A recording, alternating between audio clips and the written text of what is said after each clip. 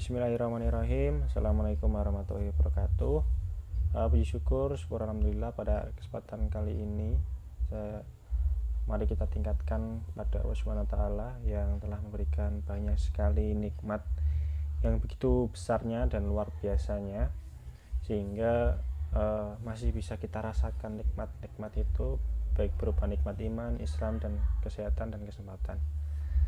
Kedua kalinya sholawat serta salam semoga tetap tercurahkan kepada Nabi Muhammad SAW, sang revolusioner sejati, sang pembawa panji-panji Islam, pembawa panji-panji kebenaran, yang mana menjadi sosok atau tokoh pembebas dalam hal ketuhanan dan dalam hal kemanusiaan. Pada kesempatan kali ini saya akan sedikit sharing gitu ya, terkait konsep ekonomi dalam perspektif Islam. Tapi sebelum itu, pada kesempatan kali ini aku ingin sedikit sharing juga terkait mengenai aktivitas atau praktek-praktek ekonomi yang seharusnya itu tidak terjadi di tengah-tengah masyarakat, dikarenakan memang bertentangan dengan prinsip-prinsip Islam. Yang pertama yaitu hal-hal yang dilarang, yaitu larangan melakukan kegiatan yang mengandung unsur riba. Larangan unsur riba ini tercantum dalam Quran surat Ali Imran ayat 130, yang mana berbunyi A'udzubillahi minasyaitonirrajim. Bismillahirrahmanirrahim. Ya ayyuhalladzina amanu la ta'kulu riba ad'afam mudha'afah wattaqullaha la'allakum tuflihun. Yang artinya, hai orang-orang yang beriman, janganlah kamu memakan riba dengan berlipat ganda, dan bertakwalah kamu kepada Allah supaya kamu mendapatkan keberuntungan.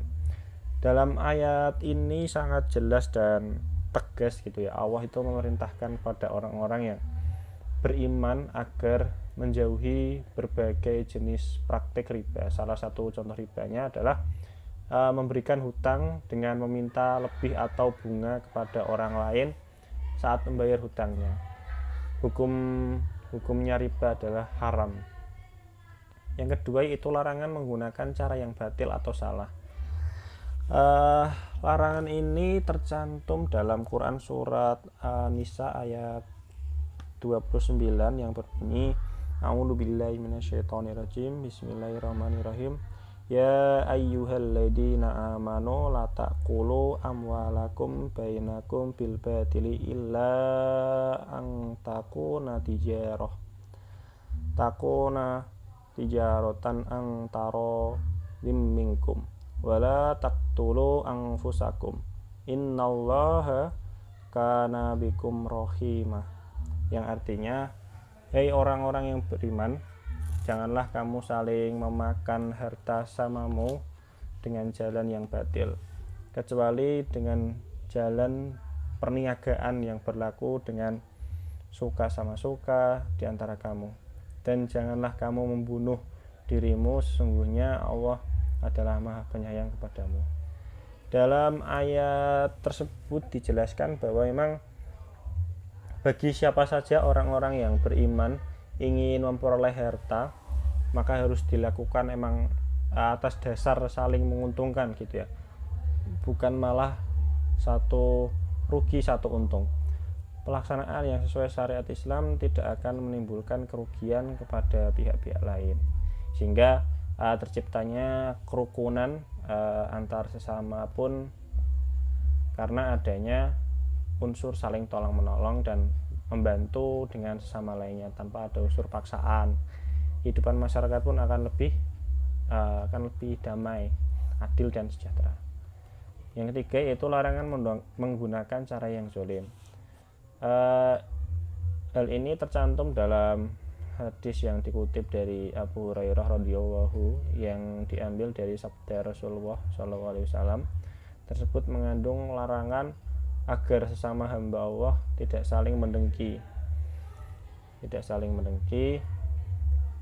saling menipu dan saling marah sehingga memutuskan hubungan persaudaraan. Muslim satu dengan muslim lainnya adalah saudara sehingga tidak boleh ada perbuatan zalim atau aniaya di antara sama muslim. Bahkan dengan tegas hadis tersebut melarang umat muslim untuk menghina dan mendustakan orang lain. Haram darah setiap muslim atas muslim yang lainnya. Nah, itu. Yang keempat itu ada larangan memainkan timbangan, takaran, kehalalan dan kualitas. Hal ini tercantum dalam Quran surat Al-Mutaffifin ayat 1-3 yang berbunyi Bismillahirrahmanirrahim Wailul lil mutaffifin alladzina idza talu 'alan nasi yastawfun wa idza kaluhum aw wazanuhum yuhsirun. Yang artinya, celakalah bagi orang-orang yang curang dalam menakar dan menimbang, yaitu orang-orang yang apabila menerima takaran dari orang lain mereka minta dicukupkan, dan apabila mereka menakar atau menimbang untuk orang lain mereka mengurangi. Dalam ayat tersebut secara tegas menyebutkan bahwa orang-orang yang mempermainkan timbangan dengan minta takaran dipenuhi saat menerima orang lain dan mengurangi takaran saat memberikan kepada orang lain, maka mereka akan celaka.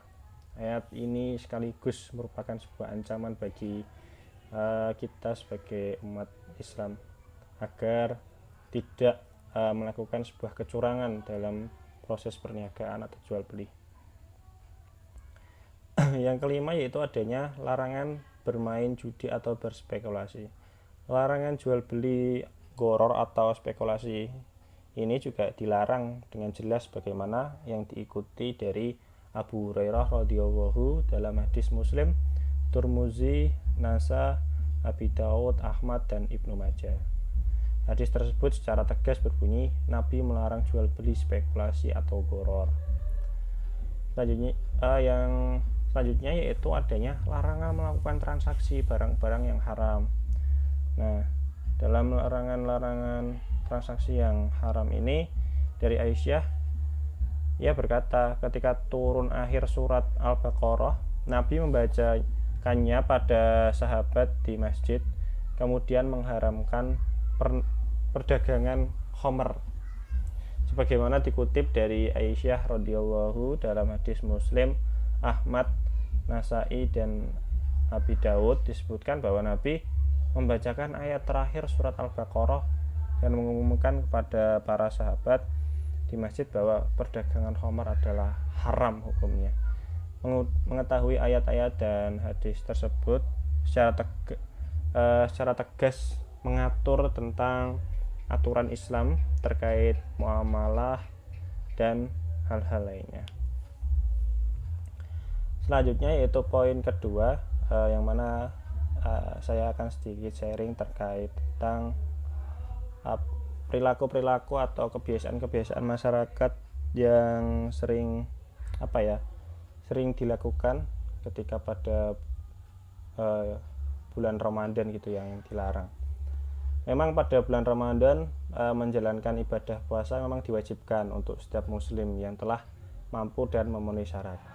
Kewajiban tersebut tertulis dalam Quran surat Al-Baqarah ayat 183 seperti yang saya sampaikan di awal tadi, bahwa yang artinya orang-orang yang beriman diwajibkan atas kamu berpuasa sebagaimana diwajibkan atas orang-orang sebelum kalian agar kalian bertakwa. Puasa juga termasuk dalam rukun Islam, yang berarti bahwa keimanan seseorang tidak sempurna tanpa menunaikan kewajiban puasa. Perilaku atau kebiasaan masyarakat yang tidak seharusnya dilakukan pada bulan Ramadan dan berpotensi menjauhkan diri dari tujuan ibadah adalah masih adanya umat Islam itu, khususnya kaum laki-laki yang masih menggerebek warung-warung makan atau restoran pada siang hari karena tidak mampu melaksanakan kewajibannya, yaitu menjalankan ibadah puasa. Tentu hal tersebut menjauhkan dari tujuan ibadah puasa itu sendiri. Yang mana tujuan ibadah puasa sendiri itu kan salah satunya adalah menahan diri gitu ya, menahan diri dari perkataan, perbuatan dan juga nafsu. Mengenai kondisi-kondisi seperti itu dalam konsep ekonomi Islam, dalam perspektif Islam, saya menanggapi sedikit bahwa manusia memang dalam menjalani kehidupan tentu tidak lepas dalam kebutuhan hidup seseorang, memenuhi kehidupan keluarga, memenuhi kebutuhan jangka panjang dan memberikan bantuan sosial dan sumbangan atau untuk kebutuhan-kebutuhan yang lain. Dalam proses pemenuhan kehidupan manusia manusia tentu berupaya dalam berupayanya dalam bekerja atau melakukan usaha. Hal ini ada keselarasan dengan poin yang sebelumnya yang saya sampaikan, bahwa yang mana dalam proses tersebut pasti terasa sangat lelah gitu, capek atau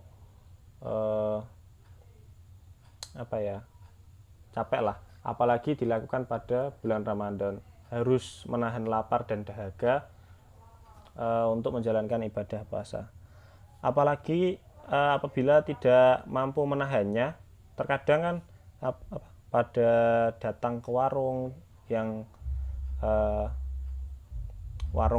ibaratnya tertutup untuk makan atau minum agar tidak diketahui oleh orang lain. Padahal dimanapun dia bersembunyi, Allah Subhanahu wa Ta'ala selalu melihat apa saja yang dilakukan hambanya. Perbuatan tersebut sungguh tidak dibenarkan dalam Islam, karena sebagai seorang Islam kita disuruh untuk mengikuti perintah dan larangan dari Allah Subhanahu wa Ta'ala. Perintah dari Allah Subhanahu wa Ta'ala kan memang jelas ya, tertuang dalam Quran surat Al-Baqarah ayat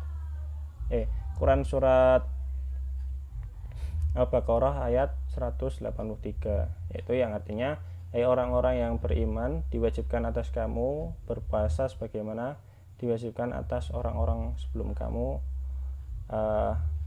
kalian agar bertakwa gitu ya, agar kalian bertakwa. Nah, mungkin sedikit itu sharing-sharing yang bisa saya share sedikit ilmunya. Barangkali masih banyak kekurangan, itu datanya dari diri saya pribadi. Apabila ada kelebihan, itu datangnya dari Allah SWT. Barangkali ada saran atau kritik, boleh komen di kolom komentar. Dari saya cukup sekian. Masih banyak kurang atau khilaf, mohon dimaafkan. Nun wal qalami wa mayasturun fastabiqul khairat. Wassalamualaikum warahmatullahi wabarakatuh.